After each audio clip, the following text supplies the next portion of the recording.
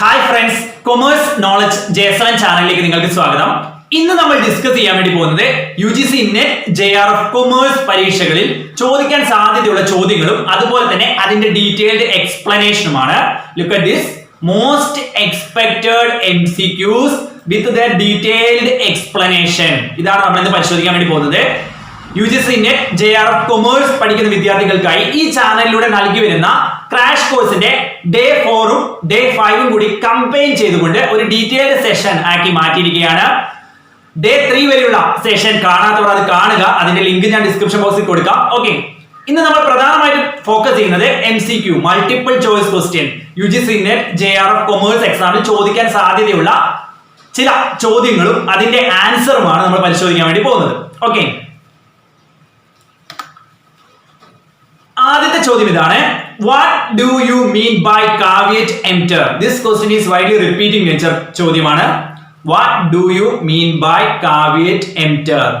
എന്താണ് caveat emptor മീൻ ചെയ്യുന്നത്? ഇതിന്റെ ഓപ്ഷൻസ് ഇതൊക്കെയാണ്. Let the buyer beware, then let the seller beware, then there is no contractual agreement between the parties concerned with, and none of the above. Okay, ഇതിന്റെ detailed എക്സ്പ്ലനേഷനിലേക്ക് നമ്മൾ കടക്കാൻ വേണ്ടി പോവുകയാണ്. എന്താണ് caveat emptor എന്നതാണ് ചോദ്യം. Okay, Doctrine of caveat emptor means buyer beware. ഇതെന്താണ് അർത്ഥമാക്കുന്നത് എന്ന് നമുക്ക് നോക്കാം. വളരെ സിമ്പിൾ എക്സാമ്പിളിലൂടെ തന്നെ ഇത് പഠിക്കാം. ഞാൻ ഇവിടെ ഒരു എക്സാമ്പിൾ കൊടുത്തിട്ടുണ്ട്. ഇത് വെച്ച് നമ്മൾ ഇത് പഠിക്കാൻ വേണ്ടി പോവുകയാണ്. Okay, buyer beware means buyer കരുതിയിരിക്കുക എന്നതാണ് അതിന്റെ അർത്ഥം. Okay, for example, John purchases A notebook. John എന്ന് പറയുന്ന ഒരു വ്യക്തി ഒരു നോട്ട്ബുക്ക് വാങ്ങുകയും ഷോപ്പിൽ നിന്ന്, ഒരു കടയിൽ നിന്ന് ഒരു നോട്ട്ബുക്ക് വാങ്ങുകയും ആ നോട്ട്ബുക്ക് ചെക്ക് ചെയ്യാതെയാണ് വാങ്ങിയത്. അദ്ദേഹം ചെക്ക് ചെയ്യാതെയാണ് വാങ്ങിയത്. He is not check the product while buying. വാങ്ങുന്നതിനിടയിൽ അദ്ദേഹം ചെക്ക് ഒന്നും ചെയ്തില്ല, നോട്ട്ബുക്ക് ചെക്ക് ഒന്നും ചെയ്തില്ല, നോട്ട്ബുക്ക് ക്ലിയർ ആണോ ഒന്നും തന്നെ നോക്കിയില്ല. Okay, then he returns to his home. അദ്ദേഹത്തിന്റെ വീട്ടിൽ അദ്ദേഹം തിരിച്ചെത്തിയപ്പോൾ അദ്ദേഹം കണ്ടു ആ നോട്ട്ബുക്കിലെ ചില പേപ്പറുകൾ ഡാമേജ്ഡ് ആയിരുന്നു. നോട്ടീസ്, ചില പേപ്പറുകൾ ഡാമേജ്ഡ് ആയിരുന്നു. വളരെ സിമ്പിൾ ആയിട്ട് ഒരു എക്സാമ്പിൾ ആണ് കൊടുത്തത്. ജോൺ എന്ന് പറയുന്ന ഒരു വ്യക്തി ഒരു നോട്ട്ബുക്ക് വാങ്ങാൻ വേണ്ടി ഒരു ഷോപ്പിൽ പോയി. അദ്ദേഹം നോട്ട്ബുക്ക് ഒന്നും ചെക്ക് ചെയ്യാതെയാണ് നോട്ട്ബുക്ക് വാങ്ങിയത്. തിരിച്ച് വീട്ടിലെത്തിയപ്പോൾ return to his home, he found that paper was damaged. ചില പേപ്പറുകൾ, ആ നോട്ട്ബുക്കിലെ ചില പേപ്പറുകൾ ഡാമേജ്ഡ് ആയിരുന്നു. ഇങ്ങനെയുള്ള സാഹചര്യത്തിൽ doctrine of caveat emptor will apply. ഈ ഒരു സാഹചര്യത്തിൽ ബയറിന് ആവശ്യമായിട്ടുള്ള ക്ലെയിം കിട്ടില്ല. കാരണം ബയർ ബിവെയർ, ബയർ നോക്കി വാങ്ങേണ്ടതായിരുന്നു. ഓക്കെ, ഇവിടെ ജോൺ എന്ന് പറയുന്ന വ്യക്തി കൃത്യമായിട്ട് നോട്ട് നോക്കി വാങ്ങേണ്ടതായിരുന്നു. That is his problem. അദ്ദേഹം നോക്കാതെയാണ്, നോട്ടൊന്നും ചെക്ക് ചെയ്യാതെയാണ് വാങ്ങിയത്. അപ്പൊ അദ്ദേഹത്തിന്റെ പ്രോബ്ലം ആണത്. നോട്ട് ദാറ്റ്, അദ്ദേഹത്തിന്റെ പ്രോബ്ലം കൊണ്ട് സംഭവിച്ചതാണത്. ജോണിന്റെ പ്രോബ്ലം കൊണ്ട് സംഭവിച്ചതാണ്. കടക്കാരന്റെ ഭാഗത്ത് തെറ്റില്ല. ഓക്കെ, ഇവിടെയാണ് doctrine of caveat emptor occur ചെയ്യുന്നത്. ബയർ ബിവെയർ, ബയർ എല്ലാ സാധനങ്ങളും ചെക്ക് ചെയ്തിട്ട് വേണം വാങ്ങാൻ വേണ്ടിയിട്ട്. Okay, buyer beware. ഓക്കെ, നിങ്ങളൊരു ഷോപ്പിൽ പോവുകയാണെങ്കിൽ, ഒരു കടയിൽ പോവുകയാണെങ്കിൽ, നിങ്ങൾ വാങ്ങുന്ന സാധനം നിങ്ങൾ ചെക്ക് ചെയ്തതിന് ശേഷം മാത്രമേ നിങ്ങൾ പണം കൊടുക്കാൻ വേണ്ടി പാടുകയുള്ളൂ. Okay, this is doctrine of caveat emptor. ഇതിന്റെ കൂടെ നമുക്ക് ഒരു കാര്യം കൂടെ പഠിക്കാനുണ്ട്. Doctrine of caveat vendor. ഇതൊരു അഡീഷണൽ ആയിട്ടുള്ള ഒരു പോയിന്റ് ആണ്. Doctrine of caveat vendor. എന്താണ് ഡോക്ട്രൈൻ ഓഫ് caveat vendor എന്ന് പറയുന്നത്? Seller beware, seller beware. ഇതേ എക്സാമ്പിൾ നമുക്ക് എടുക്കാം.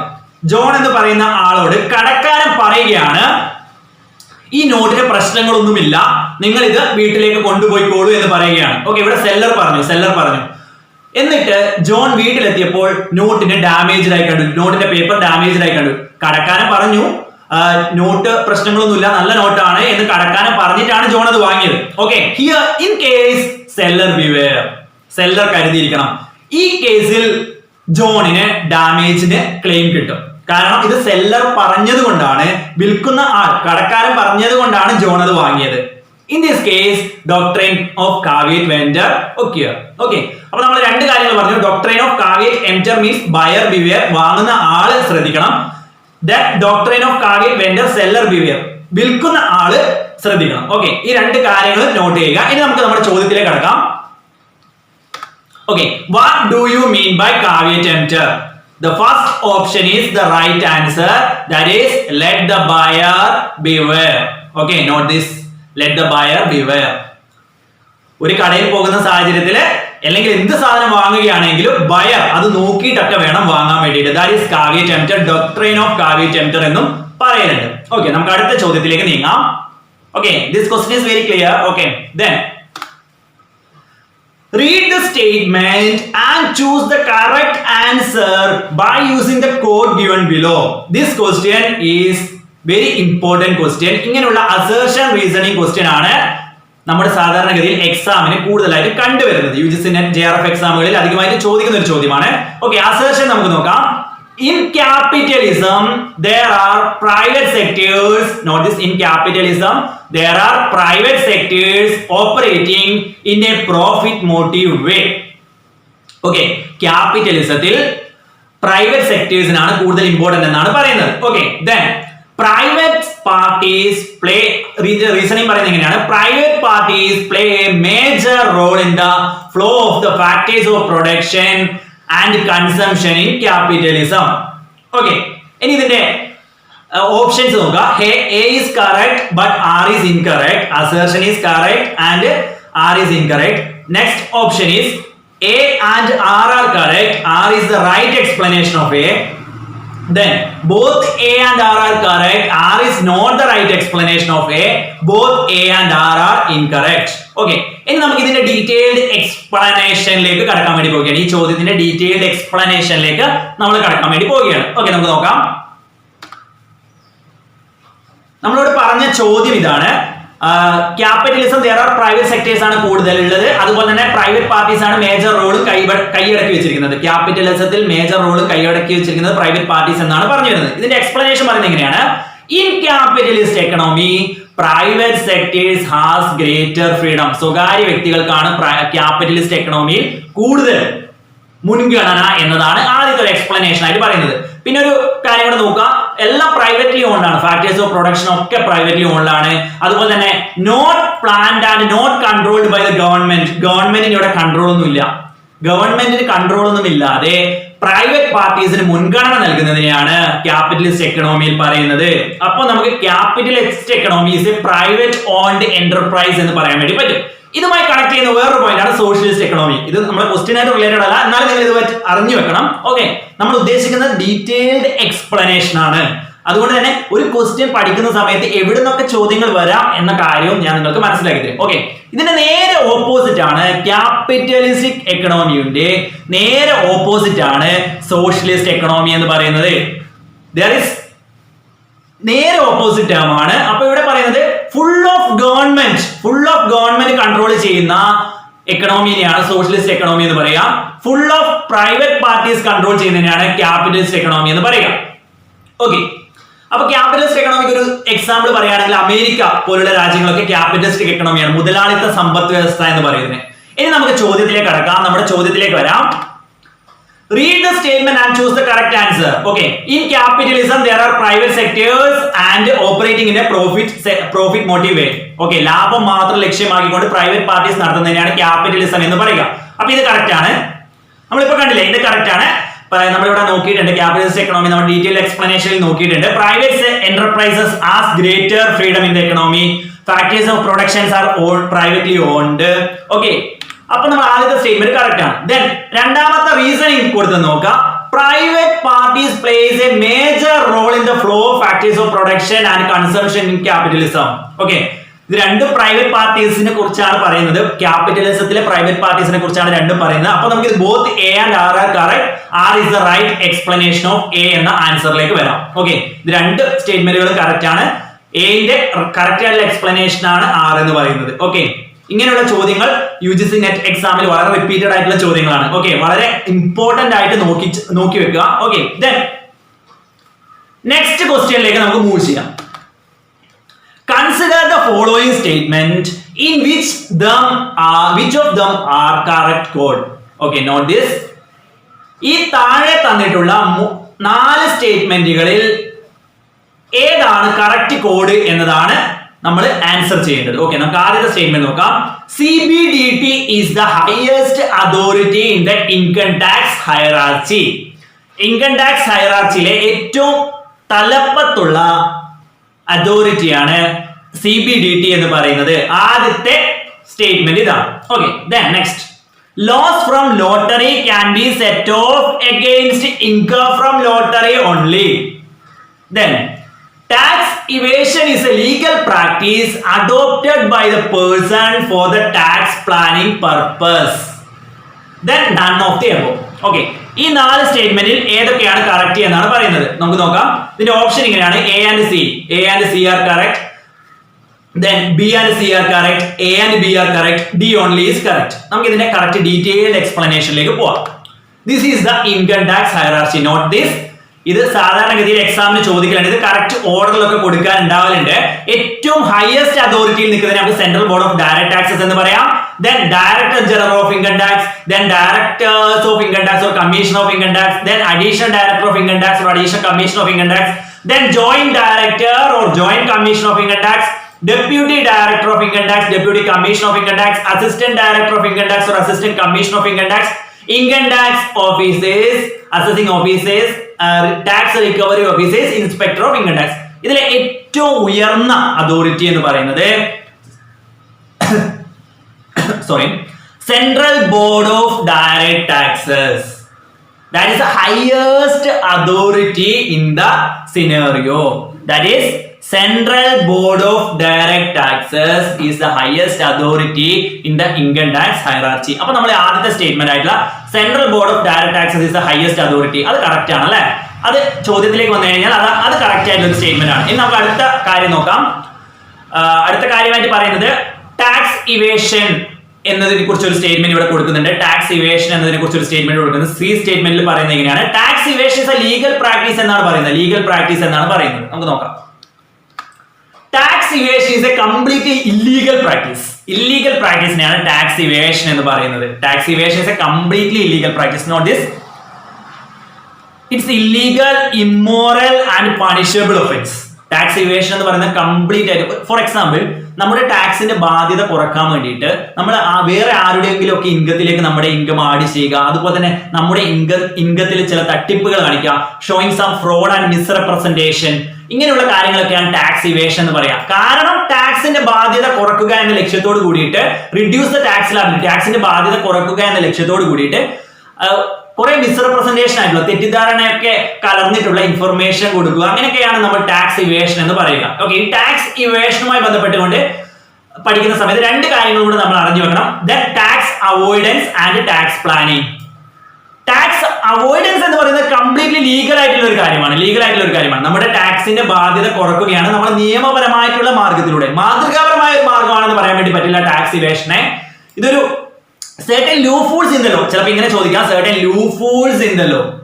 എന്താണ് loopholes എന്ന് പറഞ്ഞു കഴിഞ്ഞാൽ, ഫോർ എക്സാമ്പിൾ, എ എന്ന് പറയുന്ന ഒരാൾക്ക്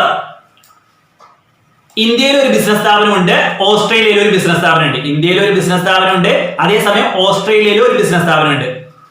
ഓക്കെ, അദ്ദേഹം ഇന്ത്യയിലെ ബിസിനസ് സ്ഥാപനത്തിന് കിട്ടിയ പണം ഓസ്ട്രേലിയയിലേക്ക് ട്രാൻസ്ഫർ ചെയ്യുകയാണെന്ന് വിചാരിക്കുക. ഇന്ത്യയിൽ ബിസിനസ് സ്ഥാപനത്തിന് കിട്ടിയ പണം ഓസ്ട്രേലിയയിലേക്ക് ട്രാൻസ്ഫർ ചെയ്യുകയാണെന്ന് വിചാരിക്കുക. കാരണം എന്തെന്നാൽ ഓസ്ട്രേലിയൻ ടാക്സ് റേറ്റ് കുറവാണ്, ഇന്ത്യയിൽ ടാക്സ് റേറ്റ് കൂടുതലാണ് എന്ന കാരണത്താൽ അദ്ദേഹത്തിന് ഇന്ത്യയിലുള്ള ബിസിനസ്സിന് കിട്ടിയ പണം ഓസ്ട്രേലിയയിലേക്ക് ട്രാൻസ്ഫർ ചെയ്യുകയാണ്. ഇവിടെ എന്ന് പറഞ്ഞാൽ നിയമപരമല്ലാത്ത ഒരു കാര്യമാണെന്ന് പറയാൻ വേണ്ടി പറ്റില്ല. അദ്ദേഹത്തിന്റെ പണം തന്നെയാണ് അദ്ദേഹം ട്രാൻസ്ഫർ ചെയ്യുന്നത്, കംപ്ലീറ്റ്ലി ലീഗലാണ്, പക്ഷെ ഒരു മാതൃകാപരമായ പ്രവർത്തനമാണെന്ന് പറയാൻ വേണ്ടി പറ്റില്ല. certain loopholes, നിയമത്തിലെ ചില പഴുതുകൾ നോക്കിയിട്ടാണ് ടാക്സ് അവോയ്ഡൻസ് ചെയ്യുന്നത്. Okay, this is tax avoidance. Then tax planning. Tax planning എന്ന് പറഞ്ഞു കഴിഞ്ഞാൽ നമ്മുടെ ഡിഡക്ഷൻസ്, എക്സംഷൻസ് ഇങ്ങനെയൊക്കെ അറിഞ്ഞു വെച്ചുകൊണ്ട്, ടാക്സിന്റെ മുഴുവൻ നോളജും ഉപയോഗിച്ചുകൊണ്ട് നമ്മുടെ ടാക്സിന്റെ ബാധ്യത നിയമപരമായിട്ടുള്ള മാർഗത്തിലൂടെ കുറക്കുന്നതിനാണ് ടാക്സ് പ്ലാനിങ് എന്ന് പറയുന്നത്. ഇതാണ് ഏറ്റവും മോഡൽ ആയിട്ടുള്ള വേ, മാതൃകാപരമായിട്ടുള്ള ഏറ്റവും നല്ലൊരു വേ ആണ് ടാക്സ് പ്ലാനിങ് എന്ന് പറയുന്നത്. നമുക്ക് ഇൻകം ടാക്സിലുള്ള നമ്മുടെ നോളജ് ഒക്കെ ഉപയോഗിച്ചോളൂ. For example, section 80C invest ചെയ്താൽ നമുക്ക് 1,50,000 rupees വരെ ഡിഡക്ഷൻ കിട്ടും. ഇത് മുൻകൂട്ടി അറിഞ്ഞുകൊണ്ട് നമ്മൾ 80C ഇൻവെസ്റ്റ് ചെയ്യുകയാണ്. ഓക്കെ, ഇങ്ങനെ നമ്മുടെ മുൻകൂട്ടി അറിഞ്ഞുകൊണ്ട് നമ്മൾ ഇൻകം ടാക്സ് ഒക്കെ ചെയ്യുന്നതിനെ നമുക്ക് എന്ത് പറയാം? ടാക്സ് പ്ലാനിങ് എന്ന് പറയാം. അപ്പൊ നമ്മൾ ഇവിടെ കണ്ടതിൽ tax evasion is an illegal activity. Tax evasion എന്ന് പറയുന്നത് ഇല്ലീഗൽ ആക്ടിവിറ്റി ആണ്. ദെൻ ടാക്സ് അവോയ്ഡൻസ് ഒരു ലീഗൽ ആക്ടിവിറ്റി ആണ്. ടാക്സ് പ്ലാനിങ് ഒരു ലീഗൽ ആക്ടിവിറ്റി ആണ്. ഇനി നമുക്ക് ചോദ്യത്തിലേക്ക് കടക്കാം. ചോദ്യത്തിൽ പറയുന്നത് CBDT is the highest authority in the income tax hierarchy. നമുക്ക് അറിയുന്ന കാര്യം തന്നെയാണ്, CBDT ആണ് ഏറ്റവും തലപ്പത്തുള്ളത്. നമ്മളിപ്പോ കണ്ടതേ ഉള്ളൂ. നോക്കുക, CBDT is the highest authority in the income tax hierarchy. Okay, then loss from lottery can be set off against income from lottery only. ഇതൊരു കൺസെപ്റ്റ് ആണ്. നമുക്ക് ലോട്ടറി എമൗണ്ടിൽ നിന്ന് എന്തെങ്കിലുമൊക്കെ നഷ്ടം സംഭവിച്ചിട്ടുണ്ടെങ്കിൽ, ഹോഴ്സ് റേസ് ഇങ്ങനെ എന്തെങ്കിലുമൊക്കെ നഷ്ടം സംഭവിച്ചിട്ടുണ്ടെങ്കിൽ കൺസേൺഡ് ഇൻകത്തിൽ നിന്ന് മാത്രമേ സെറ്റ് ഓഫ് ചെയ്യാൻ വേണ്ടി പറ്റുള്ളൂ, വേറൊരു ഇൻകത്തിൽ നിന്ന് സെറ്റ് ഓഫ് ചെയ്യാൻ വേണ്ടി പറ്റില്ല. Note that point. അതും കറക്റ്റ് ആണ്. Then tax evasion is a legal practice എന്നാണ് ഇവിടെ കൊടുത്തിരിക്കുന്നത്. ടാക്സ് ഇവേഷൻ എന്ന് പറയുന്നത് ഒരു ലീഗൽ പ്രാക്ടീസ് എന്നാണ് ഇവിടെ കൊടുത്തിരിക്കുന്നത്. Tax evasion is a completely illegal activity. Illegal ആക്ടിവിറ്റിയാണ്, നിയമപരമല്ലാത്ത ഒരു ആക്ടിവിറ്റിയാണ് ടാക്സ് ഇവേഷൻ എന്ന് പറയുന്നത്. നമ്മളിവിടെ കണ്ടിട്ടുണ്ട്, ടാക്സ് ഇവേഷൻ എന്ന് പറയുന്നത് completely reduce the tax liability of a person, illegal and immoral ആക്ടിവിറ്റിയാണ് ടാക്സ് ഇവേഷൻ എന്നത് നമുക്ക് അറിയാവുന്ന കാര്യമാണ്. Okay, next. അപ്പൊ നമ്മളിവിടെ എയും ബിയും കറക്റ്റ് സ്റ്റേറ്റ്മെന്റ് ആണ്, സി തെറ്റാണ്. ഓക്കെ, അപ്പം ഓപ്ഷൻസിൽ A and B are the correct codes. Okay, this is the answer that is relating to this type of question. Okay, ഇങ്ങനെ ഒരു ചോദ്യം നമുക്ക് സാധാരണഗതിയിൽ UGC NET JRF എക്സാമിൽ വളരെ പ്രതീക്ഷിക്കാൻ വേണ്ടി പറ്റുന്ന ഒരു ചോദ്യമാണ്. അടുത്ത ചോദ്യത്തിലേക്ക് നമുക്ക് കടക്കാം. Which of them is not a credit rating agency? Which of them is not a credit rating agency? Not this. Credit rating agency അല്ലാത്തത് ഏത്? Options CRISIL, I.CRA, CARE, none of the above. പലരും ചിലപ്പോൾ ഇത് കേട്ടിട്ടുണ്ടാവില്ല. എന്താണ് credit rating agency എന്ന് ആദ്യം നമ്മൾ മനസ്സിലാക്കണം. ഓക്കെ, നമ്മുടെ ബാങ്കിന് ആവശ്യമായിട്ടുള്ള ക്രെഡിറ്റ് കൊടുക്കാനുള്ള കപ്പാസിറ്റി ഉണ്ടോ? നമ്മൾ ആർക്കെങ്കിലും പണം കടം കൊടുത്തു കഴിഞ്ഞാൽ അത് തിരിച്ചു തരാൻ നമുക്ക് സാധ്യതയുണ്ടോ? ഇങ്ങനെയൊക്കെ അളന്നെടുക്കുന്ന ഒരു ഏജൻസിയാണ് ക്രെഡിറ്റ് റേറ്റിംഗ് ഏജൻസി എന്ന് പറയുന്നത്. നമ്മുടെ ക്രെഡിറ്റ് വേർത്തിനെസ്, നമ്മുടെ ബാങ്കിന്റെ അല്ലെങ്കിൽ നമ്മുടെ കമ്പനിയുടെ ഒക്കെ ക്രെഡിറ്റ് വേർത്തിനെസ്, നമുക്ക് എത്രത്തോളം ക്രെഡിറ്റ് കൊടുക്കാൻ വേണ്ടി പറ്റും, എത്രത്തോളം പണം കടം കൊടുക്കാൻ വേണ്ടി പറ്റും, എത്രത്തോളം പണം കടം വാങ്ങാൻ വേണ്ടി പറ്റും, ഇങ്ങനെയുള്ള കാര്യങ്ങളൊക്കെ ശരിയാക്കി തരുന്ന, ഇങ്ങനെയുള്ള കാര്യങ്ങളൊക്കെ നേരെ വഴിയിലാക്കി തരുന്ന ഏജൻസികളാണ് ക്രെഡിറ്റ് റേറ്റിംഗ് ഏജൻസി എന്ന് പറയുന്നത്. ഓക്കെ, ഈ 4 ഓപ്ഷൻ ഇവിടെ തന്നിട്ടുണ്ട്. ഇതിൽ ഏതാണ് ക്രെഡിറ്റ് റേറ്റിംഗ് ഏജൻസി അല്ലാത്തത് എന്നതാണ് ചോദിക്കുന്നത്. CRISIL, I.CRA, CARE. ഇതിന്റെ ഡീറ്റെയിൽഡ് എക്സ്പ്ലനേഷനിലേക്ക് നമുക്ക് കിടക്കാം. Okay, first one, CRISIL, credit rating information service of India limited. ഇത് ക്രെഡിറ്റ് റേറ്റിംഗ് പ്രൊവൈഡ് ചെയ്യുന്ന ഒരു ഏജൻസിയാണ്. 1987 മുംബൈയിൽ വന്നൊരു ടൈപ്പ് ഓഫ് ഏജൻസിയാണ് ഇതെന്ന് പറയുന്നത്. Promoted by ICICI, UTI, HDFC. ഈ 3 കാര്യങ്ങളാണ് ഇതിൽ പ്രൊമോട്ട് ചെയ്യുന്നത്. Okay, credit rating information service of India Limited is a credit rating agency. Then I.CRA, investment information and credit rating agency. ഇതും ഒരു ക്രെഡിറ്റ് റേറ്റിംഗ് ഏജൻസിയാണ്. 1991 ഒക്യൂർ ചെയ്തു. ഗുരുഗ്രാം, ഹരിയാന എന്ന സ്ഥലത്താണ് ഇത് ഒക്യൂർ ചെയ്തത്. Promoted by IFCI and Moody's company. Then Credit Analysis and Research Limited. മൂന്നാമത്തത് credit rating ഏജൻസിയാണ്. 1993 മുംബൈയിലാണ് ഒക്യൂർ ചെയ്തത്. Promoted by IDBI. അപ്പൊ നമ്മൾ ആൻസറിലേക്ക് വന്നു കഴിഞ്ഞാൽ which of them is not a credit rating agency എന്നതാണ് ചോദ്യം. ഈ 3 ഓപ്ഷനും ക്രെഡിറ്റ് റേറ്റിംഗ് ഏജൻസി ആണ്. അപ്പോൾ which is not a credit rating agency എന്നതാണ് ചോദ്യം. അപ്പൊ നൺ ഓഫ് ദി എബോ എന്നതാണ് ആൻസർ വരിക. Then next question is a problematical question. Not this income tax, problematical question. From the following, calculate gross annual value from the house property. House property ഇൻകത്തിൽ നിന്ന് gross annual value calculate ചെയ്യാൻ വേണ്ടിയിട്ടാണ് ഇവിടെ ചോദ്യം വന്നിരിക്കുന്നത്. നോക്കാം. Municipal valuation 4,20,000, fair rental value 5,50,000, then standard rent 4 lakh, then actual rent 3 lakh. ഇവിടെ options ഇതൊക്കെയാണ്. 6 lakh ആണ് ഇത് 1 0 is extra വന്നിട്ടുണ്ട്. Not this. 6 lakh rupees. Option A 6 lakh, then option B 6,20,000, then option C 3,55,000, then option D 4 lakh. Then next ആൻസറിലേക്ക് നമുക്ക് പോവാം. Gross annual value calculation from house property എങ്ങനെ calculate ചെയ്യാം? Not that. Expected rental value or actual rent, whichever is higher, is taken as whichever is higher is taken as gross annual value. ഈ രണ്ട് കാര്യത്തിൽ expected rental വാല്യൂയും അതുപോലെ തന്നെ actual റെന്റിലും ഏതാണോ വലുത് അതാണ് ഹൗസ് പ്രോപ്പർട്ടി കാൽക്കുലേഷനിലെ ഗ്രോസ് ആനുവൽ വാല്യൂ എന്ന് പറയുന്നത്. നമ്മളിവിടെ ക്വസ്റ്റ്യനില് ആക്ച്വൽ റെന്റ് നമുക്ക് 3 ലക്ഷം രൂപ തന്നിട്ടുണ്ട്. എക്സ്പെക്ടഡ് റെന്റൽ വാല്യൂ ആണോ ആക്ച്വൽ റെന്റ് ആണോ വലുത് അതാണ് നമ്മൾ എന്ത് ചെയ്യുന്നത് ഗ്രോസ് ആനുവൽ വാല്യൂ എന്ന് പറയുന്നത്. അപ്പൊ നമ്മൾ എക്സ്പെക്ടഡ് റെന്റ് വാല്യൂ കാൽക്കുലേറ്റ് ചെയ്യണം. എക്സ്പെക്ടഡ് റെന്റ് വാല്യൂ കാൽക്കുലേറ്റ് ചെയ്യുന്ന സ്റ്റെപ്പ് ഇങ്ങനെയാണ്. മുനിസിപ്പൽ വാല്യൂഷൻ ആണോ ഫെയർ റെന്റൽ വാല്യൂ ആണോ വലുത്, ഈ രണ്ട് കാര്യത്തിൽ ഏതാണോ വലുത് അത് എടുക്കും. ദെൻ അത് സ്റ്റാൻഡേർഡ് റെന്റുമായി കമ്പയർ ചെയ്യും. എന്നിട്ട് ഏതാണോ ചെറുത് അത് എടുക്കും. ഇവിടുത്തെ എക്സാമ്പിൾ നമുക്ക് നോക്കാം. മുനിസിപ്പൽ വാല്യൂഷൻ ആണോ ഫെയർ റെന്റൽ വാല്യൂ ആണോ വലുത്? First stage is municipal valuation ആണോ ഫെയർ റെന്റൽ വാല്യൂ ആണോ വലുത് എന്ന് നമ്മൾ നോക്കുന്നു. ഇതിൽ 5,50,000 rupees ആണ് വലുത്. നോട്ട് ദാറ്റ് 5,50,000 rupees ആണ് വലുത്. Municipal valuation or fair rental value whichever is higher is taken. That is fair rental value ആണ് ഇവിടെ വലുത് എന്ന് പറയുന്നത്. 5,50,000 എടുത്തു. ഇനി ഈ 5,50,000 സ്റ്റാൻഡേർഡ് റെന്റുമായി കമ്പയർ ചെയ്യും. സ്റ്റാൻഡേർഡ് റെന്റുമായി 4 ലക്ഷം രൂപയായിട്ട് കമ്പയർ ചെയ്യും. എന്നിട്ട് ഏതാണോ ചെറുത് അതാണ് എടുക്കുക. അപ്പൊ സ്റ്റാൻഡേർഡ് 5,50,000 4 ലക്ഷം കൂടെ കമ്പയർ ചെയ്യുമ്പോൾ 4 ലക്ഷമാണ് ചെറുത് എന്ന് പറയുന്നത്. അപ്പൊ 4 ലക്ഷമാണ് ഇവിടുത്തെ റൈറ്റ് ആൻസർ ആയിട്ട് വരിക. നമ്മളെ ഡീറ്റെയിൽഡ് എക്സ്പ്ലനേഷനിലേക്ക് നമുക്ക് ഒന്നുകൂടെ കിടക്കാം. Notice calculation of gross annual value from house property is as follows. Expected rental value ആണോ actual rent ആണോ whichever is higher is taken as gross annual value. ഇവിടെ മുനിസിപ്പൽ വാല്യൂഷൻ ഇവിടെ expected rental value or actual rent whichever is higher is taken as gross annual value. ഇവിടെ actual rent നമുക്ക് തന്നിട്ടുണ്ട്. Actual rent എത്രയാണ് തന്നിരിക്കുന്നത്? 3 ലക്ഷം രൂപ നമുക്ക് തന്നിട്ടുണ്ട്. ചോദ്യത്തിൽ തന്നിട്ടുണ്ട് ആക്ച്വൽ റെന്റ് 3 ലക്ഷം രൂപ തന്നിട്ടുണ്ട്.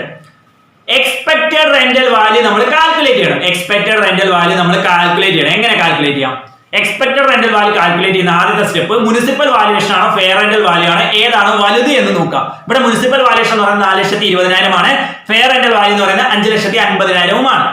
ഓക്കെ, നമുക്ക് അറിയാം മുനിസിപ്പൽ വാല്യൂഷൻ എന്ന് പറഞ്ഞാൽ 4,20,000 ആണ്. ഫെയർ റെന്റൽ വാല്യൂ എന്ന് പറഞ്ഞാൽ 5,50,000 ആണ്. ഇവിടെ ചോദ്യത്തിൽ നമുക്ക് കാണാൻ കഴിയും. ഇതിൽ ഏതാണോ വലുത് അത് എടുത്തു. ഇവിടെ 5,50,000 ആണ് വലുത്.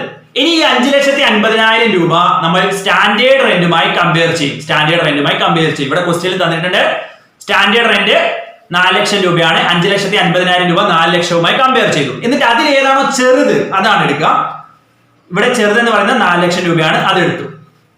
ഇപ്പോൾ നമുക്ക് എന്ത് കിട്ടി? എക്സ്പെക്ടഡ് റെന്റൽ വാല്യൂ കിട്ടി. എക്സ്പെക്ടഡ് റെന്റൽ വാല്യൂ കിട്ടി. That is expected rental value. Note that mouse പോയിന്റിന്റെ പ്രശ്നമാണ്. ഓക്കെ, എക്സ്പെക്ടഡ് റെന്റൽ വാല്യൂ നമുക്ക് കിട്ടി. അപ്പൊ ഇവിടെ എക്സ്പെക്ടഡ് റെന്റൽ വാല്യൂ 4 ലക്ഷം രൂപ കിട്ടി. ഇനി expected rental value or actual rent whichever is higher is gross annual value. Here expected rental value is 4 lakh rupees and actual rent is 3 lakh. Whichever is higher is taken as gross annual value. Here 4 lakhs is higher, that is gross annual value is 4 lakh. This is the answer. അപ്പോൾ നമ്മൾ മനസ്സിലാക്കേണ്ട ഇത്ര മാത്രമാണ്. Gross annual value calculate ചെയ്യുന്നത് expected rental value or actual rent whichever is higher is taken as gross annual value. Expected rental value എങ്ങനെ calculate ചെയ്യുന്നതെന്ന് വെച്ച് കഴിഞ്ഞാൽ municipal valuation of fair rental value whichever is higher എടുക്കും. എന്നിട്ട് അത് standard റെന്റുമായി compare ചെയ്യും. അതിൽ ചെറുതെടുക്കും. എന്നിട്ട് ആ ചെറിയ എമൗണ്ടിനെ നമ്മൾ എന്താ പറയാ എക്സ്പെക്ടഡ് റെന്റൽ വാല്യൂ എന്ന് പറയാം. ഈ എക്സ്പെക്ടഡ് റെന്റൽ വാല്യൂ നമ്മൾ എന്തുമായി കമ്പയർ ചെയ്യും? ആക്ച്വൽ റെന്റുമായി കമ്പയർ ചെയ്യും. എന്നിട്ട് ഏതാണോ വലുത് അതാണ് ഗ്രോസ് ആനുവൽ വാല്യൂ എന്ന് പറയുന്നത്. ഇതിന്റെ ആൻസർ വരിക 4 lakhs rupees ആണ്. Note that. ഓക്കെ, ഇത് വളരെ റിപ്പീറ്റഡ് ആയിട്ടുള്ള ഒരു ചോദ്യമാണ്. ഇൻകം ടാക്സിൽ നിന്ന് ഇൻകം ഫ്രം ഹൗസ് പ്രോപ്പർട്ടി ഒരു ക്വസ്റ്റ്യൻ എപ്പോഴും ഉണ്ടാവാറുണ്ട്. അതുകൊണ്ട് നോട്ട് ചെയ്ത് വെക്കുക. ഈ പോയിന്റുകൾ ഈ അസംഷൻ ഒന്ന് മനസ്സിലാക്കാൻ വേണ്ടി പറ്റുമെന്നുണ്ടെങ്കിൽ ഇത് വളരെ ഈസി ആയിട്ട് ആൻസർ ചെയ്യാൻ വേണ്ടി പറ്റുന്ന ഒരു ചോദ്യമാണ്. അടുത്ത ചോദ്യത്തിലേക്ക് കടക്കാം. Consider the following statement. Which of them are incorrect? First one, Competition Act which is replaced by MRTP Act 1969 Competition Act which came into force in December 2002. First statement തന്നിരിക്കുന്നു. രണ്ടാമത്തെ സ്റ്റേറ്റ്മെന്റ് ഇതാണ്. FEMA Foreign Exchange Management Act replaced by FERA Foreign Exchange Regulation Act 1973. FEMA came in 1999. Then PFI means Public Finance Initiative. Then UNCTAD means United Nations Conference on Trade and Development. ഇതിൽ options കൊടുത്തിട്ടുണ്ട്. Which of the following is incorrect? തെറ്റായത് ഏത് എന്നാണ് ചോദിക്കുന്നത്. Options A only, B only, C only, D only. Next നമുക്ക് ഇതിന്റെ എക്സ്പ്ലനേഷനിലേക്ക് കടക്കാൻ വേണ്ടി പോവുകയാണ്. ആദ്യം നമ്മൾ പറയുന്നത് കോമ്പറ്റീഷൻ ആക്ടിനെ കുറിച്ചാണ്. കോമ്പറ്റീഷൻ ആക്ട് 2002 വന്നത്. അപ്പോൾ monopolies and restrictive trade practice act MRTP act 1969 replace ചെയ്തിട്ടാണ് കോമ്പറ്റീഷൻ ആക്ട് വരുന്നത്. അപ്പൊ നമ്മൾ ആദ്യത്തെ സ്റ്റേറ്റ്മെന്റ് കോമ്പറ്റീഷൻ ആക്ട് ആദ്യത്തെ സ്റ്റേറ്റ്മെന്റ് ഇവിടെ എന്താണ് കൊടുത്തിരിക്കുന്നത്? Competition act replaced by MRTP act. MRTP act replace ചെയ്തിട്ടാണ് കോമ്പറ്റീഷൻ ആക്ട് വന്നത്. കോമ്പറ്റീഷൻ ആക്ട് വന്നത് ഡിസംബർ 2002 MRTP ആക്ട് 1969 രണ്ട് കറക്റ്റ്. ഓക്കെ, അപ്പൊ എ സ്റ്റേറ്റ്മെന്റ് നമുക്ക് കറക്റ്റ് ആണെന്ന് പറയാൻ വേണ്ടി പറ്റും. Then FEMA replaced by അടുത്ത സ്റ്റേറ്റ്മെന്റ് നമുക്ക് നോക്കാം. FEMA Foreign Exchange Management Act which is came in 2000 June 1st 2000 ആണ്. പക്ഷേ FEMA ആക്ട് വരുന്നത് 1999 നമ്മളിവിടെ FEMA ആക്ടിനെ കുറിച്ചാണ് പറയുന്നത്. FEMA ആക്ട് വരുന്നത് 1999 അപ്പൊ നമ്മളിവിടെ FERA എന്ന് പറയുന്നത് FEMAക്ക് മുമ്പ് ഉണ്ടായിരുന്നതാണ്. FERA റീപ്ലേസ് ചെയ്തിട്ടാണ് FEMA വരുന്നത്. FEMA ആക്ട് 1999 നോക്കുക. അപ്പൊ FEMA റീപ്ലേസ്ഡ് ബൈ FERA രണ്ടാമത്തെ സ്റ്റേറ്റ്മെന്റ് ക്വസ്റ്റ്യൻ ഇതാണ്. FEMA replaced by FERA correct ആണ്. 1973 FERA വന്നത്. FEMA came in force, FEMA Act came in force 1999. Okay, ഇതിൽ നമ്മൾ ഇത്ര മാത്രം മനസ്സിലാക്കിയാൽ മതി. FERA റീപ്ലേസ് ചെയ്തിട്ടാണ് FEMA വന്നത്. 1973 FERA എന്ന് പറയുന്ന foreign exchange regulation act replace ചെയ്തിട്ടാണ് FEMA foreign exchange management act വരുന്നത്. FEMA ആക്ട് വരുന്നത് 1999 FEMA ആക്ട് പ്രാബല്യത്തിൽ വരുന്നത് 2000 നോട്ട് ദാറ്റ്. അപ്പൊ ഇത് രണ്ടാമത്തെ സ്റ്റേറ്റ്മെന്റ് കറക്റ്റ് ആണ്. അപ്പൊ നമ്മൾ രണ്ട് സ്റ്റേറ്റ്മെന്റ് കറക്റ്റ് ആണെന്ന് മനസ്സിലായി. Then PFI means public finance initiative, അത് കറക്റ്റ് ആണെന്ന് നമുക്ക് നോക്കാം. ഡീറ്റെയിൽഡ് എക്സ്പ്ലനേഷനിലേക്ക് കടക്കാം. PFI means private finance initiative. Okay, it is a way of financing public sector project through the private sector. PFI എന്ന് പറയുന്നതിന്റെ ഫുൾ ഫോം ആണ് പ്രധാനം. പ്രൈവറ്റ് ഫിനാൻസ് ഇനീഷ്യേറ്റീവ് ആണ് PFI എന്ന് പറയുന്നത്. നമ്മളിവിടെ ചോദ്യത്തിൽ തന്നിരിക്കുന്നത് പബ്ലിക് ഫിനാൻസ് ഇനീഷ്യേറ്റീവ് എന്നാണ്. അപ്പൊ ഇത് തെറ്റാണ്. Then UNCTAD means United Nations Conference on Trade and Development. Note that UNCTAD means United Nations Conference on Trade and Development. ഇത് എസ്റ്റാബ്ലിഷ് ചെയ്തത് 1964 ട്രേഡ് ഇൻവെസ്റ്റ്മെന്റ് ഡെവലപ്മെന്റ് പ്രോഗ്രാംസ് ഒക്കെ പ്രൊമോട്ട് ചെയ്യുന്ന ഒന്നാണ് UNCTAD എന്ന് പറയുന്നത്. 1964 ഇത് പ്രൊമോട്ട് ചെയ്യുന്നത് ഉണ്ടാവുന്നത്. അപ്പൊ നിങ്ങൾക്ക് ഇതിന്റെ കറക്റ്റ് ആൻസറിലേക്ക് പോവാം. C only, that is a incorrect answer. Public finance initiative എന്നാണ് ഇവിടെ PFI കൊടുത്തിരിക്കുന്നത്. PFIന്റെ കറക്റ്റ് എക്സ്പ്ലനേഷൻ നമ്മൾ കണ്ടു. പ്രൈവറ്റ് ഫിനാൻസ് ഇനീഷ്യേറ്റീവ് ആണ്. അപ്പൊ നമ്മളിവിടെ ഓപ്ഷൻസ് നോക്കി കഴിഞ്ഞാൽ competition act which is replaced by MRTP 1969 correct ആണ്. FEMA replaced by FERA correct ആണ്. PFI means public finance initiative അല്ല, പ്രൈവറ്റ് ഫിനാൻസ് ഇനീഷ്യേറ്റീവ് ആണ് വരിക. Then UNCTAD means United Nations Conference on Trade and Development. അപ്പൊ ഇതിൽ തെറ്റായ ഒരു statement എന്ന് പറയുന്നത് ഓപ്ഷൻ C ആണ്. Okay, then match the following. Every UGC exam accounting standard 1 question is widely repeating. ഒരു match the following question accounting standard എന്നാണ് ഉണ്ടാവുക. അക്കൗണ്ടിംഗ് സ്റ്റാൻഡേർഡ് മുഴുവനായിട്ട് തന്നെ നോക്കണം. അപ്പൊ ഇതിൽ ഞാൻ കുറച്ച് അക്കൗണ്ടിംഗ് സ്റ്റാൻഡേർഡ് 4 ഇമ്പോർട്ടന്റ് ആയിട്ടുള്ള 4 അക്കൗണ്ടിംഗ് സ്റ്റാൻഡേർഡ് കൊടുത്തിട്ടുണ്ട്. +1 ടെക്സ്റ്റ് നോക്കിയാൽ നമുക്ക് അക്കൗണ്ടിംഗ് സ്റ്റാൻഡേർഡ് കിട്ടും. +1 മുതലേ പഠിക്കുന്ന ഒരു കാര്യമാണ്. UGC നെറ്റ് എക്സാമിലും അക്കൗണ്ടിംഗ് സ്റ്റാൻഡേർഡ് ഒരു റിപ്പീറ്റഡ് ക്വസ്റ്റ്യൻ ആണ്. നോക്കാം. Revenue recognition, accounting four fixed asset, revenue recognition, accounting four fixed asset, cash flow statements, depreciation. ഈ 4 കാര്യങ്ങളും ഈ അക്കൗണ്ടിംഗ് സ്റ്റാൻഡേർഡുമായി മാച്ച് ചെയ്യണം എന്നാണ് പറയുന്നത്. ഇവിടെ ഓപ്ഷൻസ് കൊടുത്തിട്ടുണ്ട്. ഇതിന്റെ ഡീറ്റെയിൽഡ് എക്സ്പ്ലനേഷനിലേക്ക് കടക്കാം. റവന്യൂ റെക്കഗ്നിഷൻ പറയുന്ന അക്കൗണ്ടിംഗ് സ്റ്റാൻഡേർഡ് 9 ആണ്. അക്കൗണ്ടിംഗ് ഫോർ ഫിക്സഡ് അസറ്റ് പറയുന്ന അക്കൗണ്ടിംഗ് സ്റ്റാൻഡേർഡ് 10 ആണ്. ക്യാഷ് ഫ്ലോ സ്റ്റേറ്റ്മെന്റ് പറയുന്ന അക്കൗണ്ടിംഗ് സ്റ്റാൻഡേർഡ് 3 ആണ്. ഡിപ്രീസിയേഷൻ പറയുന്ന അക്കൗണ്ടിംഗ് സ്റ്റാൻഡേർഡ് 6 ആണ്. അപ്പൊ മാച്ച് ദ ഫോളോയിങ് ചെയ്ത് കഴിഞ്ഞാൽ നമ്മൾ ഇങ്ങനെ കിട്ടും. Revenue recognition is accounting standard 9, A is 3. Okay, A is 3. Option C ആണ് കറക്റ്റ് ആൻസർ വരിക. B is 4. Accounting for fixed asset is accounting standard 10.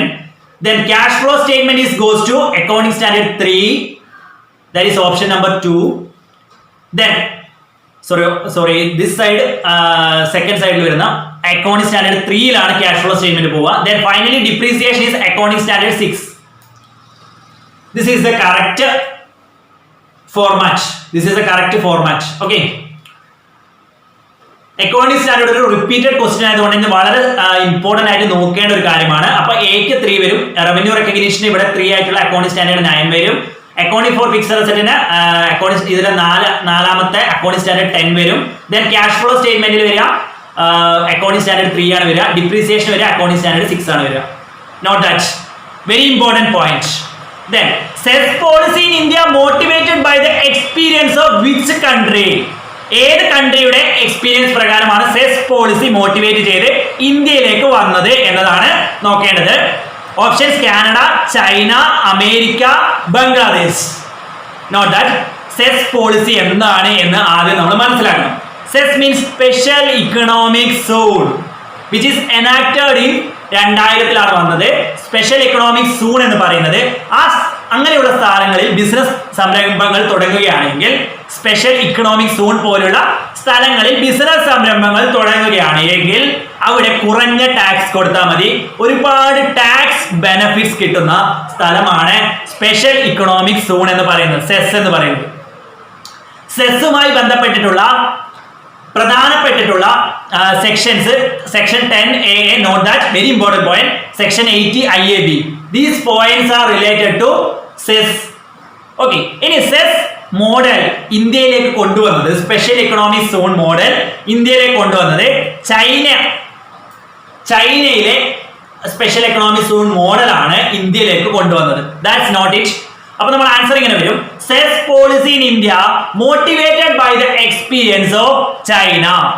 Very important question. Then which section deals of Indian Partnership Act 1932 with the definition of partnership? ഏത് സെക്ഷനിലാണ് Indian partnership act 1932 definition പറയുന്നത്? Options A section 4, options B section 5, option C section 6, option D section 7.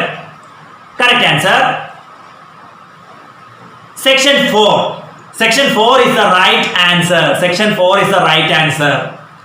That's not it. Section 4 is the right answer. Which section of Indian Partnership Act deals with the definition of partnership? Section 4 Indian Partnership Act ne define cheyunnathu ingeneyaanu. Partnership is a relation between persons who have agreed to share the profit of a business carried on by or any of them acting for all. ഏത് സെക്ഷനിലാണ് Indian partnership act 1932? Note that year. Indian partnership act വരുന്നത് 1932 ആണ്. ഏത് സെക്ഷനാണ് definition of partnership പറയുന്നത്? Section 4 ആണ് പറയുന്നത്. Very important point. Next, arrange the following on the basis of year of establishment. 3 presidency ബാങ്കുകൾ, ഈ 3 ബാങ്കുകൾ നമ്മൾ പ്രസിഡൻസി ബാങ്കുകൾ എന്നാണ് വിളിക്കുന്നത്. Bank of Madras, bank of Bengal, bank of Bombay. ഈ 3 ബാങ്കുകളും ഒരു ക്രോണോളജിക്കൽ ഓർഡറിൽ അറേഞ്ച് ചെയ്യുക. അതായത് ഏറ്റവും ആദ്യം വന്നത് ആദ്യം, ദെൻ രണ്ടാമത് വന്നത്, ദെൻ മൂന്നാമത് വന്നത്, അങ്ങനെയാണ് ഇതിൽ അറേഞ്ച് ചെയ്യുക. ഇവിടെ ഞാൻ ഓപ്ഷൻ ഒന്നും കൊടുത്തിട്ടില്ല, ഇത് ഡയറക്റ്റ് ഒരു ക്വസ്റ്റ്യൻ ആയതുകൊണ്ടാണ് ഓപ്ഷൻ കൊടുക്കാതിരുന്നത്. ഇവിടെ നമുക്ക് നോക്കിയാൽ മനസ്സിലാവും, ഏറ്റവും ആദ്യം വന്നത് ബാങ്ക് ഓഫ് ബംഗാൾ ആണ്. ഞാൻ കഴിഞ്ഞ ബാങ്കിങ് ആൻഡ് ഫിനാൻഷ്യൽ ഇൻസ്റ്റിറ്റ്യൂഷൻ എന്ന ഭാഗത്ത് ഞാൻ പറഞ്ഞു തന്നിട്ടുണ്ട് നിങ്ങൾക്ക്. ആ ക്രാഷ് കോഴ്സ് ഡേ 2 ആണ്. ഡേ 2 ഞാൻ ബാങ്കിങ് ആൻഡ് ഫിനാൻഷ്യൽ ഇൻസ്റ്റിറ്റ്യൂഷൻ എടുത്തിരുന്നു. അവിടെ ഞാൻ ഡീറ്റെയിൽഡ് ആയിട്ട് ഈ ബാങ്കുകളെ കുറിച്ച് പറഞ്ഞിട്ടുണ്ട്. ബാങ്ക് ഓഫ് ബംഗാൾ വന്നത് 1806 ബാങ്ക് ഓഫ് ബോംബെ വന്നത് 1840 ദെൻ ബാങ്ക് ഓഫ് മദ്രാസ് വന്നത് 1843 note that. Bank of Bengal 1806 വന്നു, ദെൻ ബാങ്ക് ഓഫ് ബോംബെ 1840 വന്നു, ദെൻ ബാങ്ക് ഓഫ് മദ്രാസ് 1843 വന്നു. ഈ 3 ബാങ്കുകളും ചേർന്നിട്ടാണ് ഇംപീരിയൽ ബാങ്ക് 1921 ഫോം ചെയ്തത്. ഈ ഇംപീരിയൽ ബാങ്ക് നാഷണലൈസ് ചെയ്തിട്ടാണ് നമ്മൾ ഇന്ന് കാണുന്ന SBI, state bank of India, form ചെയ്തത്. ഞാൻ കഴിഞ്ഞ പാർട്ടിൽ പറഞ്ഞിട്ടുണ്ട്, അത് ക്രാഷ് കോഴ്സ് ഡേ 2 കാണാത്തവർ അത് കാണുക. ഇവിടെ നമ്മൾ ക്രോണോളജിക്കൽ ഓർഡറിൽ അറേഞ്ച് ചെയ്യാനാണ് പറയുന്നത്. അപ്പോൾ ആദ്യം വരിക ബാങ്ക് ഓഫ് ബംഗാൾ ആണ്, ദെൻ വരിക ബാങ്ക് ഓഫ് ബോംബെ ആണ്.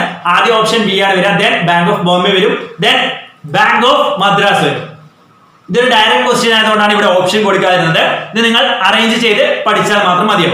Then 11th question. This question is very much important. This is a problematical question from financial management subject. Financial management subject ഒരു problematical question ആണ് ഇത്. Find the cost of equity. Cost of equity find ചെയ്യാൻ വേണ്ടിയിട്ടാണ് പറയുന്നത്. നോക്കാം നമുക്ക്. Cost of equity find ചെയ്യാൻ വേണ്ടിയിട്ടാണ് പറയുന്നത്. എന്താണ് cost of equity എന്ന് ആദ്യം നമ്മൾ മനസ്സിലാക്കണം. അതിന് മുമ്പായിട്ട് question നമുക്കൊന്ന് വായിക്കാം. Find the cost of equity from the following using dividend yield plus growth method. ഈ മെത്തേഡ് ഉപയോഗിച്ചുകൊണ്ട് കോസ്റ്റ് ഓഫ് ഇക്വിറ്റി കാൽക്കുലേറ്റ് ചെയ്യുക എന്നതാണ് പറയുന്നത്. ഇവിടെ 1000 ഷെയർ 100 രൂപ വെച്ച് ഫ്ലോട്ടേഷൻ കോസ്റ്റ് 5% പറയുന്നുണ്ട്. ഡിവിഡൻഡ് ഈസ് 10 ആണെന്ന് പറയുന്നുണ്ട്. ഗ്രോത്ത് റേറ്റ് 6% ആണെന്ന് പറയുന്നുണ്ട്. Market price of these shares 150 ആണെന്ന് പറയുന്നുണ്ട്. ഇവിടെ ഓപ്ഷൻസ് ആയിട്ട് 11.76, option A, B 12.48, option C 13.45, then option D 12.89. ഇനി നമ്മൾ ഇതിന്റെ ഡീറ്റെയിൽഡ് എക്സ്പ്ലനേഷനിലേക്ക് കടക്കാൻ വേണ്ടി പോവുകയാണ്. Cost of equity is the return expected by its shareholders. Cost of return എന്ന് പറയുന്നത് is a return expected by its shareholders. Shareholders expect ചെയ്യുന്ന ഒരു റിട്ടേണിനെയാണ് കോസ്റ്റ് ഓഫ് ഇക്വിറ്റി എന്ന് പറയുക. ഇപ്പൊ ഫോർ എക്സാമ്പിൾ 8% നമുക്ക് കിട്ടുന്ന ആൻസർ എങ്കിൽ ഞാൻ ഇവിടെ ഒരു ചുമ്മാ ഒരു ഫിഗർ പറയുന്നതാണ്, വെറുതെ ഒരു ഫിഗർ പറയുന്നതാണ്. 8% നമ്മൾക്ക് ഇവിടെ കിട്ടുന്ന കോസ്റ്റ് ഓഫ് ഇക്വിറ്റി എങ്കിൽ 8% ഇക്വിറ്റി ഷെയർ ഹോൾഡേഴ്സ് പ്രതീക്ഷിക്കുന്ന റിട്ടേൺ. അതാണ് ഇതിന്റെ കോസ്റ്റ് ഓഫ് ഇക്വിറ്റി എന്നതിന്റെ meaning. Is a return expected by shareholders. ഇനി നമുക്ക് ഇതിന്റെ ക്വസ്റ്റ്യനിലേക്ക് വരാം. ഇവിടെ ചോദ്യം ഇതാണ്, 1000 shares 100 each, flotation cost is 5%, dividend 10 rupees 10 and growth rate is 6, market price 150. ഇത് ഉപയോഗിച്ചുകൊണ്ട് കോസ്റ്റ് ഓഫ് ഇക്വിറ്റി കാൽക്കുലേറ്റ് ചെയ്യാം. ഇതിന്റെ ഇക്വേഷൻ വരെ എങ്ങനെയാണ്? Dividend cost of equity KE എന്നാണ് പറയുക. ഡിവിഡൻഡ് ഡിവൈഡഡ് ബൈ ഡി എന്ന് പറയുന്ന ഡിവിഡൻഡ് ആണ്. Dividend divided by market price or net proceeds into 100 plus G ഇങ്ങനെ വരും. ഇവിടെ ജി ഞാൻ എഴുതിയ വിട്ടുപോയതാണ്. ഇങ്ങനെയാണ് ഇക്വേഷൻ, ഇങ്ങനെയാണ് വരിക. D divided by MP into 100 plus G. Dividend divided by market price into 100 plus growth rate. Okay, ഇവിടെ നമ്മൾ ക്വസ്റ്റ്യനിലെ ഡിവിഡൻഡ് എന്ന് പറയുന്നത് നമ്മളിവിടെ ക്വസ്റ്റ്യൻ തന്നിട്ടുണ്ട് 10 ആണെന്ന് പറഞ്ഞു തന്നിട്ടുണ്ട്. ആ 10 നമ്മൾ ഇവിടെ എടുത്തു. ദെൻ മാർക്കറ്റ് പ്രൈസ് നമുക്കിവിടെ തന്നിരിക്കുന്നത് 150 ആണ്. 150ൽ ഒരു കാര്യം പറയുന്നുണ്ട്, ഫ്ലോട്ടേഷൻ കോസ്റ്റ് എന്ന് പറയുന്ന ഒരു കോസ്റ്റ് ഉണ്ട്. ആ കോസ്റ്റ് ഉണ്ടെങ്കിൽ ആ കോസ്റ്റ് നമ്മൾ ഇതിൽ നിന്ന് കുറക്കണം. ഫ്ലോട്ടേഷൻ കോസ്റ്റ് ആയിട്ടുള്ള 5 കുറച്ചിട്ടുണ്ട്. 150ൽ നിന്ന് 5 കുറച്ചിട്ടുണ്ട്. ഇവിടെ എങ്ങനെയാണ് 5 വന്നത്? നമ്മളിവിടെ ഫ്ലോട്ടേഷൻ കോസ്റ്റ് വന്നത് 5%. 5% എന്ന് പറയുന്നത് 100 രൂപയാണല്ലോ ഒരു ഷെയറിന്റെ പ്രൈസ് എന്ന് പറയുന്നത്. അപ്പൊ 100 രൂപയ്ക്ക് 5%, 100 രൂപയുടെ 5% ഫ്ലോട്ടേഷൻ കോസ്റ്റ് ആണ്. അപ്പൊ 100 ഇൻറ്റു 5/100 ഈസ് ഈക്വൽ ടു നമുക്ക് എത്ര കിട്ടും? സോറി, 100ന്റെ 5%, 100 ഇൻറ്റു 5/100 ശരിയാണ്. 100 ഇൻറ്റു 5/100 നമുക്ക് എത്ര കിട്ടും? 5 കിട്ടും. That is 5. Flotation cost is 5. 150 minus 5, that is 145 വരും. ഓക്കെ, അപ്പൊ നമ്മൾ ഇങ്ങനെയാണ് ഒരു cost of equity is equal to D divide by dividend divide by market price അല്ലെങ്കിൽ net proceeds into 100 plus G ആണ് equation. Dividend is equal to 10 and 150 is market price, then minus flotation cost 5 and into 100 plus growth rate. Dividend growth rate ഇവിടെ എത്രയാണ് പറയുന്നത്? 6% ആണ് കിട്ടുന്നത്. 6% ആണ് പറയുന്നത്. This is the equation. That get final answer is 12.89. That is 10 divided by 150 minus 5 into 100 plus 6. That is 10 divided by 145 into 100 plus 6. That is 12.89% ആണ് നമുക്ക് ഇവിടെ കിട്ടുക. ഇതിന്റെ ആൻസർ ആയിട്ട് വരിക, കോസ്റ്റ് ഓഫ് ഇക്വിറ്റിന്റെ ആൻസർ ആയിട്ട് വരിക 12.89 ആയിട്ടാണ് വരിക. നിങ്ങൾ കാൽക്കുലേറ്റ് ചെയ്ത് നമുക്ക് പെട്ടെന്ന് മനസ്സിലാവും. ഓക്കെ, അപ്പൊ ഇത്രയും കാര്യങ്ങളാണ് നമ്മൾ ഇന്ന് ഡിസ്കസ് ചെയ്തത്. ഒരു ഡീറ്റെയിൽഡ് സെഷൻ ആണ്. 11 ചോദ്യങ്ങളും അതിന്റെ ഡീറ്റെയിൽഡ് എവിടെ നിന്നൊക്കെ ചോദ്യങ്ങൾ ചോദിക്കാമോ അവിടെ നിന്നൊക്കെ നമ്മൾ ഡീറ്റെയിൽഡ് ആയിട്ട് ഓരോ കാര്യങ്ങൾ പരിശോധിച്ചിട്ടുണ്ട്. നമ്മൾ ഇതിന്റെ അടുത്ത ഭാഗം ഉടൻ തന്നെ ഉണ്ടാവും.